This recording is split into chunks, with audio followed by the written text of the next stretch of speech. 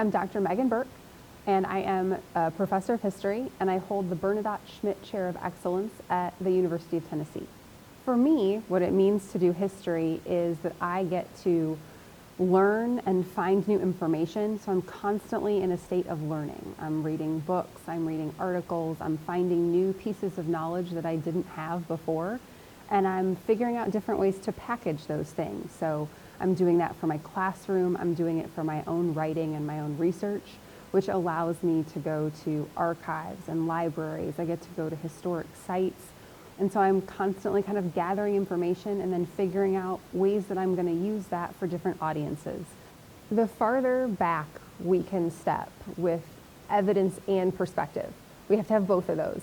Doesn't do us much good to step as far back as we can without evidence. That makes everything hard. But the farther back we can step, we get a longer vision of cause and effect.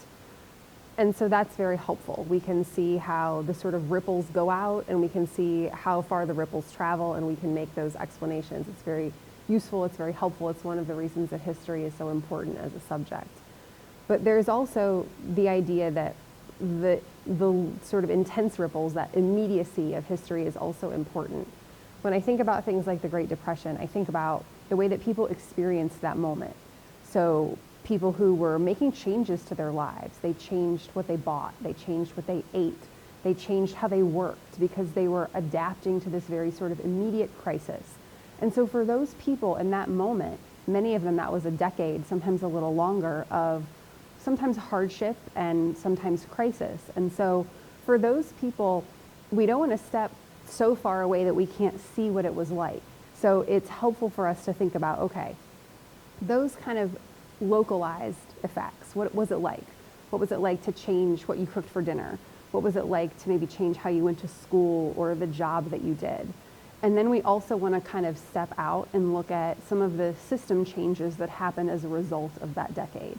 So things that are still with us today, like Social Security or federal deposit insurance, which helps make sure our bank deposits are safe. Those were responses to that same time period, but they've been with us a lot longer. And so we can trace those not just for a decade, but for multiple generations of people. We can see what the long-term consequences were. One of the things I like to watch to unwind are those David Attenborough like nature documentaries. And one of the things that makes those so good is not just his voice, which is obviously very soothing, but it's the story, that they create a personification for the creatures and the environment. And so they are creating a story out of something where it doesn't seem like there should be one. I don't know that there should be a story about tree frogs, and yet there we have it. And so it makes for really compelling viewership. But history is the same. We can create a narrative and a storyline, and we don't have to stretch the truth. We don't have to invent anything. It's all there for the taking. It's just kind of about how you frame it. One of the things that I have come to deeply enjoy about my job is that I get to teach, which is fantastic. But then I also get to go sort of uncover things. It's almost like being a detective or an investigator.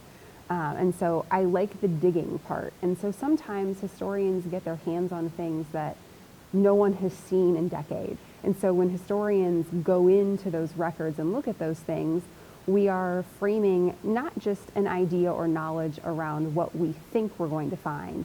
That's the kind of crux, is that we're really having to shape our ideas around what we do find.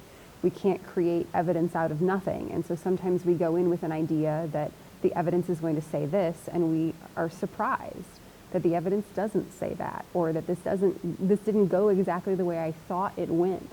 And so in that way, we are constantly kind of creating new information for other people to use as they see fit. So in the same way, I take a book that someone wrote that was maybe about food in the Great Depression, and I explain to my students how that works.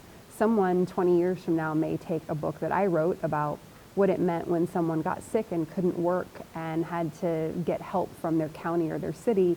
They may take that in a direction that I never anticipated. And so they're using the knowledge that I sort of uncovered and framed, and they're going to take it and frame it in a new way with evidence that they're using. And so that constant kind of evolution of history and the knowledge that we have is amazing. It's a remarkable thing.